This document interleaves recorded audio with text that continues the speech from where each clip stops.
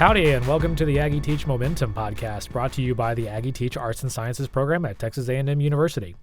I am your host, Kenrick Davies, former high school physics and astronomy teacher and current program coordinator of Aggie Teach Arts and Sciences. This podcast is meant to provide a little more insight and information to those seeking a secondary content teacher certification in Texas. We aim to provide episodes that help pre-service educators on the path to certification, as well as leverage the experience of myself and other guest speakers to support teachers in their first few years in the classroom. Today's topic is classroom management techniques in a secondary classroom, and beside me in the studio, I have my right-hand man, the other program coordinator for Aggie Teach Arts and Sciences, which is Colby Richardson. He is a former social studies teacher and now works with me in Aggie Teach Arts and Sciences. How you doing today? I'm doing well. Thanks for having me. All right, so today's topic of classroom management is probably one of the most asked about topics in all of teacher preparation, at least what we've seen.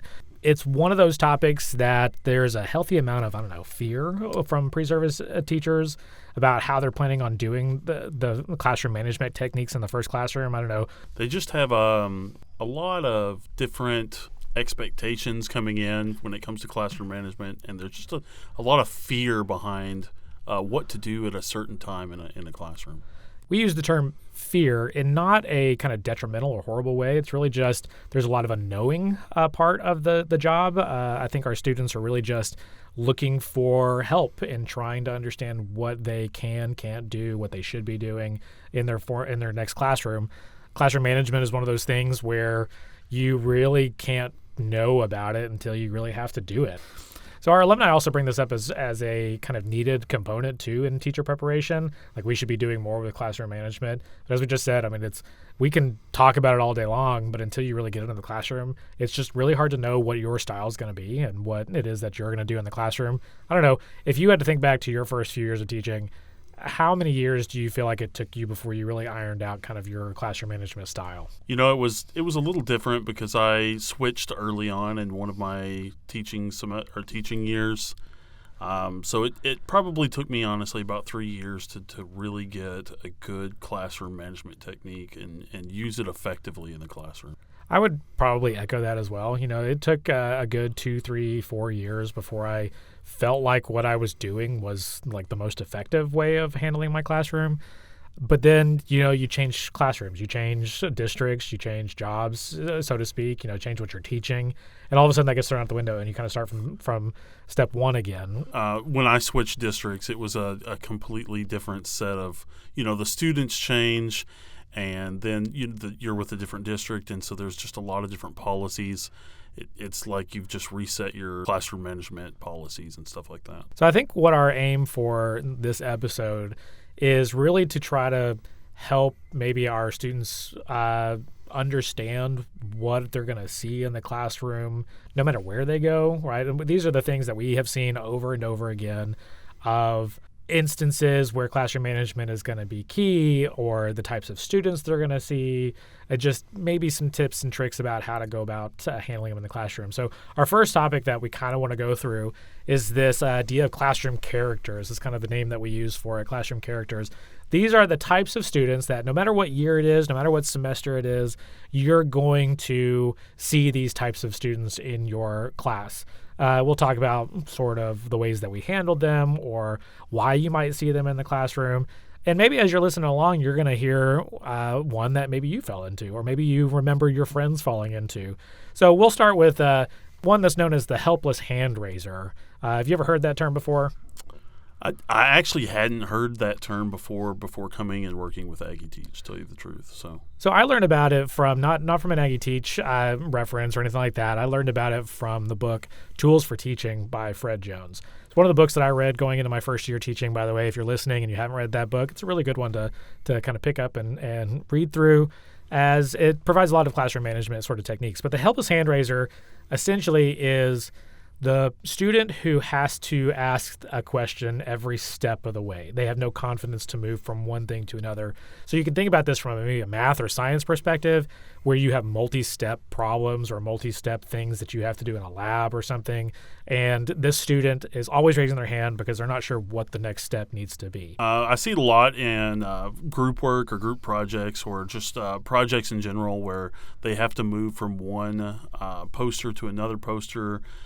Just people getting caught up on one, didn't know which way to go on the next. So yeah, definitely have that in all subjects, I feel like. So I kind of handled this, at least the way that Fred Jones brought it up in the book, was to try to almost teach independence by giving them a little bit of leeway. And by that, I mean help them out with their first question and then tell them to work on it by themselves for like, say, 5-10 minutes. And as you're circling around the room, you come back and check on them. So you give them the promise that you're going to come back. And that way they don't have to worry about having to raise their hand and bring you back to their class or to their desk. So I don't know, that I felt like that worked for me. In terms of helping these students kind of be a little bit more independent, because you're asking them to do a little bit more with the promise that you're going to come back around. So another one that kind of goes with this is the overachiever. The overachiever is that type of student who is always looking to get the right answer.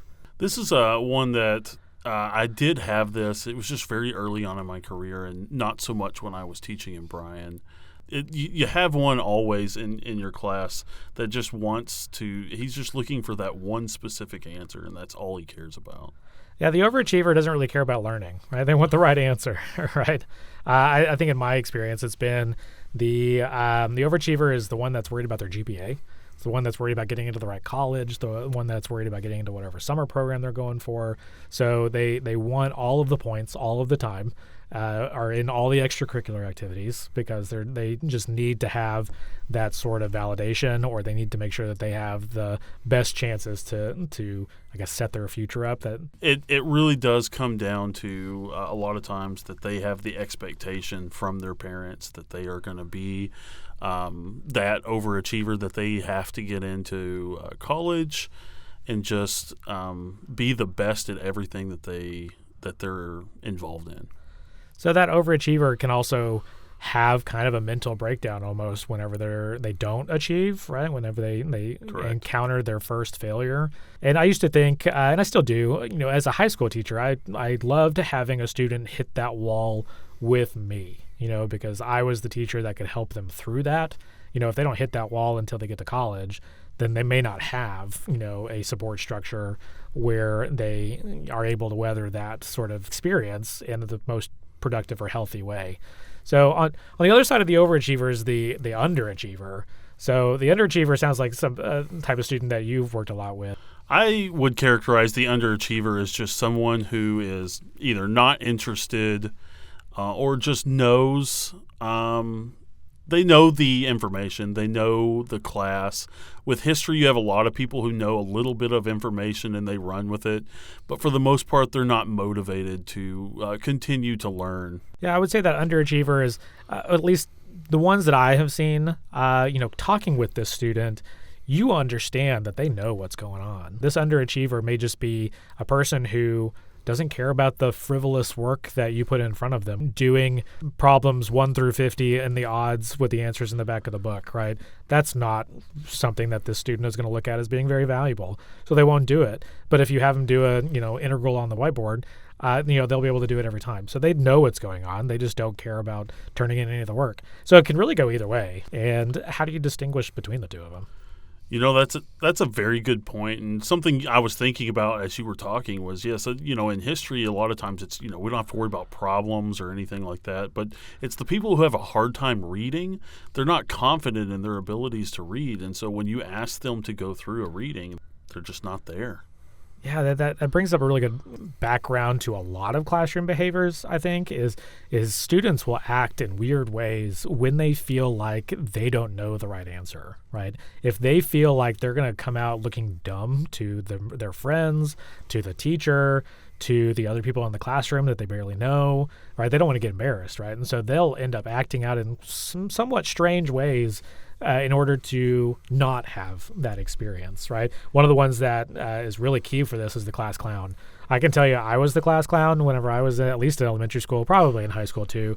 I fell on the class clown side of I knew what was going on. I did my work. I usually did it fairly quickly, and I had the time. Like, I didn't know what else to do, and so I started talking to people. So when you got that class clown, but you got the class clown that doesn't know what's going on and doesn't want people to know that they don't know what's going on. I was called the class clown a lot in my youth as well, and in a lot of the subjects that would be the case, it was the exact same way with you, is that I just knew what was going on, and I got done before everybody else. So this brings up another good point. I mean, if you're a secondary teacher, this student has been in the classroom for 7, 8, 9 years already.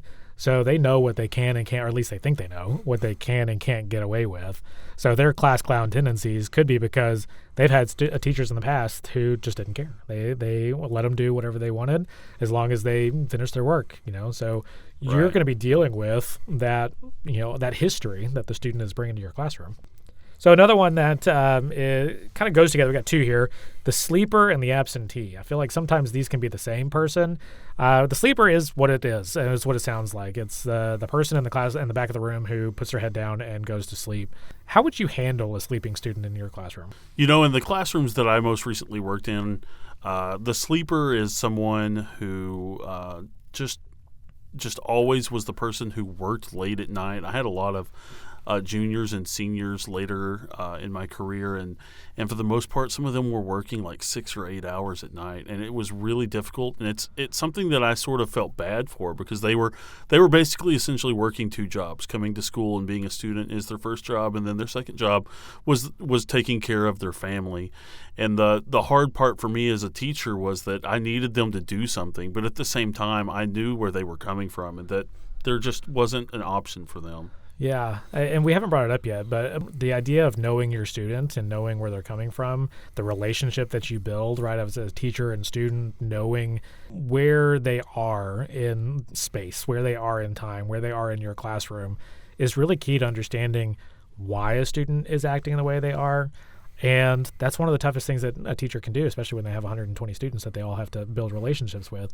So the sleeper in the back of the room, it may be that they're sleeping because of a home life situation. It may be they're sleeping because they're an athlete and they are trying to get a quick nap in before they have practice. Understanding can go a long way, but a teacher still has to get some things done. So, how do you handle that? I would say what not to do is what you see a lot in social media or in movies, where the teacher comes up with a textbook and just drops it right on the desk next to the student. Don't do that. That's probably the worst way to build a relationship with a student. And I actually did that in one of my first 2 years teaching. I thought it would be funny, and of course, the students, they thought it was funny as well. But after the fact, I actually felt really bad because that's not a good way to handle that situation. So yeah, I felt like I tried to do that at one point, but the student woke up because the other students were giggling, and I kind of felt the same way. I was like, I did it because I thought I was going to earn points with the rest of the class, but it was not a great way for that student to get woken, especially if they have other circumstances that they're dealing with. Right. So the other one that kind of goes along with this is the absentee student. So the absentee, again, can kind of be thought of in a couple of ways. Absentee students could be the student who finds whatever reason they can to get out of the classroom. Like, oh, miss, I'll take that to the office if you need me to, or can I go to the bathroom and then spend 20 minutes in the bathroom? So absentee students can be a lot of different things, like you just said, are all great examples. Some other ones are just that they just don't show up. Like, they have other things going on. They could be visiting family. We've had a lot of people in the districts that I have worked for that they spent a lot of times out of country, visiting family. And it's sometimes they don't even know that they're leaving. They just get up and leave, and none of the teachers know and none of the administrators know. So it's like you're just kind of stuck in a pattern. Yeah, and I feel like these two ways of the same student, the student who's not in your classroom for large chunks of time, you gotta handle those a different way, right? The student who's in school but not wanting to be in your classroom, well, there's got to be some sort of discussion that has to happen. Like, no, I need you in the classroom. I need you to be learning the material. Otherwise, you're not going to make grades. You're not going to show me what I need to know in order to assess your performance. The other student is the one who's not at the school. How do you handle that? Collecting work, sending emails home, talking with the family. The same kind of outward presentation, student not in the classroom, you have to know enough to be able to say, well, how do I handle that situation? Yeah, and if it's one of those situations you just can't figure it out, you really do have to lean on those other people, like the principal secretary or the counselors are also fairly well in the know and will know probably before you do. Yeah, So. the counselors for sure. All right, so another one that we have is the wallflower, and this is a term that normally gets used at school dances. I hear that a lot. School dances, you get the student who stands along the wall and doesn't really engage, isn't really comfortable being there, and the same sort of student happens to be in classrooms. It's the student who could be a good student academically, might not be the best student academically, but is either way not one that engages very often. They sit quietly, they listen, they observe. They're never a problem behaviorally in class, but when they are not actively engaged, it's really hard to know where they are in their understanding of the content. So, one of the things that I guess I tried to do as a teacher, and I'm not sure if I succeeded every year or every week, was trying to make sure I talked to every student at least once during the week. Every student, and we're talking, I know 120 students, but even if it's just a 2-minute conversation, hey, how's it going? How'd you do on question 7? How are you getting this information? What was your play like on Friday if they're a theater kid? How's your band rehearsal going? Knowing a little bit about the student also helps with those conversations, but just being able to talk to the student in a one-on-one scenario so that they know that they're seen. I love all the instances that you've thrown out about the band and just knowing their backgrounds. Another really good one that I had in my classroom was that I would choose a different student every day, maybe 2 or 3 depending on what the situation is like as they enter the room, and I just kind of pull them, not really pull them aside, but just, have questions ready for that specific student about, something going on that either I know going on in their life at that time or just something generic, but that is nice, that it just lets them know that I know that they're in my classroom. Going on a little bit, and the wallflower can really be one of these people as well, as the fair weather friend. This is not one that I'm too familiar with, so I'll throw it over to you. What type of student is a fair weather friend? So the fair weathered friend is a student who they're always nice to you. They always come up to you. They want to talk to you before and after class. They want to have that social interaction. But during the class, it's like they want the least amount of interaction during the actual classroom. It's like they're either not engaged or they just don't really care for your subject, but somehow they want that social interaction before and after class. Yeah, so these characters that we have in our classroom, I mean, we give them names to help us sort of identify who they are. They are time and time again the types of students that we see in our classroom. Like I was a teacher for 13 years, and every single year I had all of these students in my class. I had the class clown, I had the overachiever, I had the helpless hand raiser. I had all of these in my classroom. So how is it that you craft a classroom management style that can handle all of these? That is, I think, is the worry that most of our pre-service teachers come from, is with all of these different types of students, and you're telling me that I need to know something about every single one of them in order to be able to help them. How do I do that? Classroom management is about the teacher being prepared. If the teacher is prepared, then they are going to be able to handle any situation in the classroom. And by and large, a teacher being prepared means they have prepared a great and engaging lesson. If a lesson is overly prepared, is how I usually like to think about it. If you have an activity for every minute of the time that you're there, discussion questions planned out, transition times that you know are going to work, then there's no room for students to be able to do anything else. When you have this effective lesson planning, students just don't have enough time to be off task. But even if we're on task, or what were some of the other things that we can do to potentially help with classroom management situations? Well, one of the things that we talked about was this fear of not knowing, right? If a student is thinking that they don't know an answer, then they're potentially going to act in some weird way. There's a technique that's essentially called priming, where you give a question out to the students, but you have not picked a spokesperson. You haven't picked a person who's going to answer, right? So everyone's considering the same question. Everyone has the same amount of time to think about it, and you practice your wait time, right? You have to involve your wait time, and everyone has this ability to think about it. Then maybe you give them a little bit of a chance to discuss that question with a neighbor or a small group, and as they're discussing, you walk around, right? As you're walking around, you're listening to the small group discussion, and you find those students who have the right answer. Or you ask clarifying questions to other groups who may not be quite on the right track. But once you know who does and doesn't have the right answer, it's real easy to identify, oh, hey, how about Johnny? Johnny can tell me what you were talking about in your group, right? Because I really liked what you were saying. So that's a real easy way to kind of keep that conversation going. That's a great example. Just wandering around and having an open discussion and hearing people's responses to each other, that's the most important thing you can do as a teacher is just listen to your students.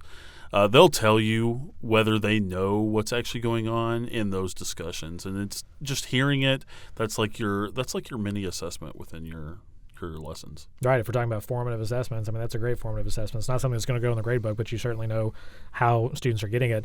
Maybe that wallflower will talk to you in a small group rather than try to answer in front of the whole class, right? So we get to know a little bit about what's happening. I think on a grander scale, teachers have to have a mindset that acknowledges that the students in their classroom have other things going on. I taught physics. I was under no illusions that my students were all going to become physicists. I maybe have hoped that I would have created more physicists than what I did, but I knew that my students had 7 other classes, and they had the work to go along with it. I don't know. How many historians did you create? In honest reality, I'll never know, but I would have to say it's definitely a low number. So other ways that teachers can kind of control classroom management is through the environment, right, that they have in their classroom. And what I mean by environment is the literal where you put things in the classroom. Desks, supplies.